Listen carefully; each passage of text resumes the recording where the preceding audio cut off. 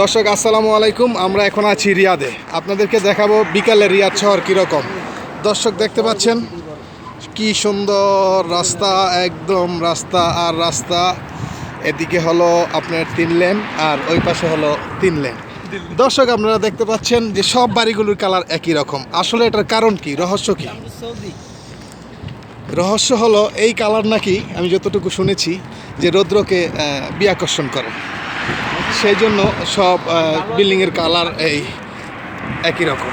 দর্শক আপনারা দেখতে পাচ্ছেন রিয়াদের বিকেলের শহর। এখন বিকেল 4টা, 4:30।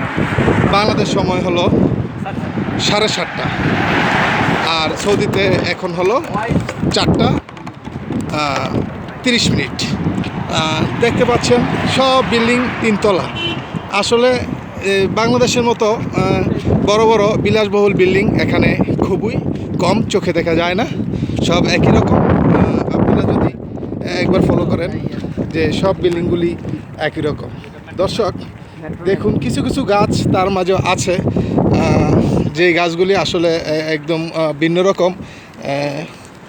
আমাদের দেশে বাংলাদেশে এরকম গাছ খুব কম পাওয়া যায়, যদিও পাওয়া যায় তাহলে জঙ্গলে। এই যে তুলসী গাছও আছে, কিন্তু এখানকার তুলসী গাছটা একটু ভিন্ন রকম। রৌদ্রের অনেক প্রচণ্ড তাপ, আসলে তাপ লাগলেও রৌদ্রটা সেরকম না, এর সাথে বাতাসও আছে এবং খেজুর গাছও আছে 2-1টা মাঝে মাঝে। এটা হলো শহরের মধ্যে দিয়ে হাঁটছি। আসলে আপনারা যদি এখানে হাঁটেন তাহলে মনেই হবে না যে আসলে আপনারা একটা শহরে আছেন। সবই দেখতে একই রকম।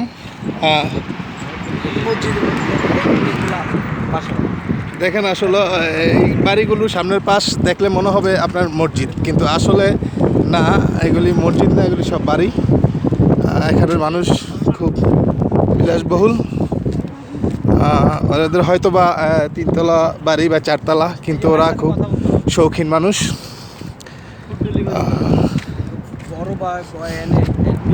দেখতে থাকুন দর্শক। এই হলো, আর এই যে উনি হলো আমার সিনিয়র বড় ভাই ইয়াসিন ভাই। ইয়াসিন ভাই হাঁটতেছে, আমরা ওনাদের সাথে হাঁটতেছি, কারণ আমরা নতুন, এখনও আরবি তেমন কিছু বুঝি না। হয়তো টুকটাক একটু হিন্দি ওদের কাছ থেকে শুনি, একটু বুঝি। এই পর্যন্তই, আজকে এই পর্যন্তই দর্শক। আবার দেখা হবে নেক্সট ভিডিওতে। আসসালামু আলাইকুম।